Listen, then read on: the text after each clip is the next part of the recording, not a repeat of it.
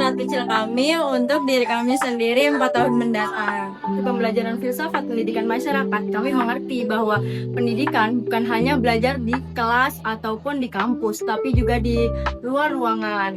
Tujuan pendidikan masyarakat adalah untuk membuat mereka merdeka, kritis, dan memberdayakan manusia-manusia yang ada di luar sana.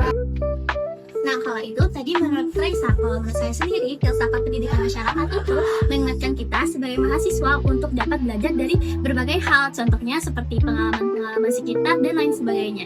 Lalu ada juga prinsip filsafat yang menurut saya penting, yaitu kesadaran berpikir kritis, di mana kesadaran kritis ini tidak hanya dibutuhkan bekal ilmu, tapi kemampuan untuk berpikir kritis dan juga keberanian untuk meneliti realitas.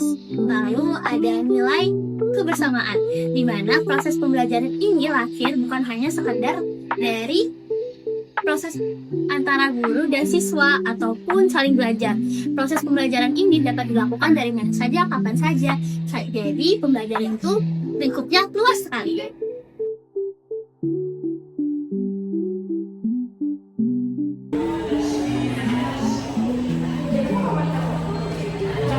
Halo guys, jadi kalau aku ini tentang keterkaitan dengan realitas yang dimana cerita ini akan diambil dari pengalaman belajar selama kuliah. Jadi selama kuliah ini saya benar-benar merasakan ternyata nilai-nilai yang kita pelajari selama ini tuh tidak hanya datang dari materi yang ada di kelas aja, tetapi lewat jalur diskusi secara kelompok, perbedaan pendapat, sampai tantangan waktu-waktu. Nah dari sini saya belajar ternyata pendidikan itu bisa terjadi di mana aja.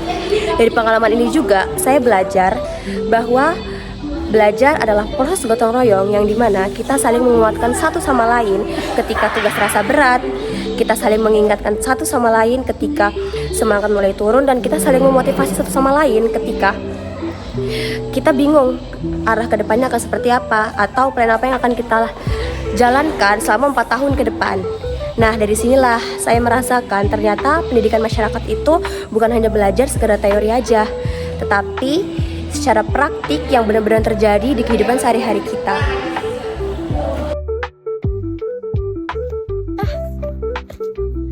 Hai, 4 tahun ke depan aku ingin menerapkan nilai pemberdayaan dan pengajaran sampai akhir hayat aku nanti. Terus nih, kalau untuk pribadi aku sendiri, aku ingin menjadi pribadi yang lebih terbuka, terus itu mudah adaptasi dengan lingkungan sekitar. Kalau misalnya aku menjadi pendidik, aku menjadi seorang pendidik yang menyediakan tempat ajar yang eksklusif atau menyediakan fasilitas yang lengkap. Jadi peserta didik tidak hanya kekurangan fasilitas atau cuma pembelajaran itu aja. Itu seperti Bapak Paulo Freire mengajarkan tentang humanisme atau memanusiakan manusia. Seperti itu teman-teman.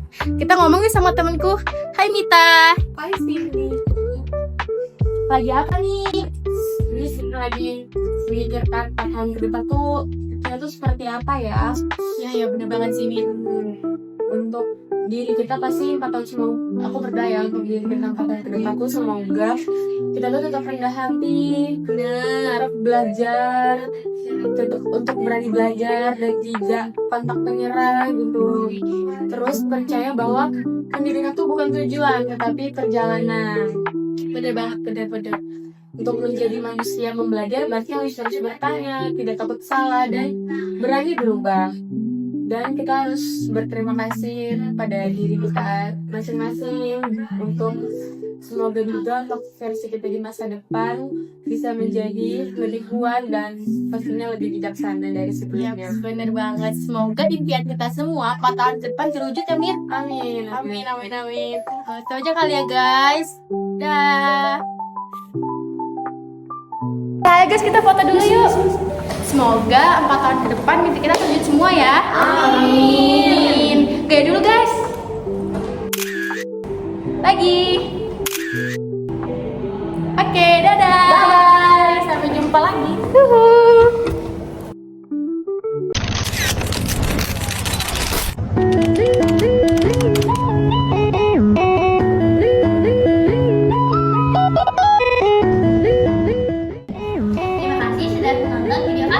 Kami dari kelompok 3. Jangan lupa like, comment, share,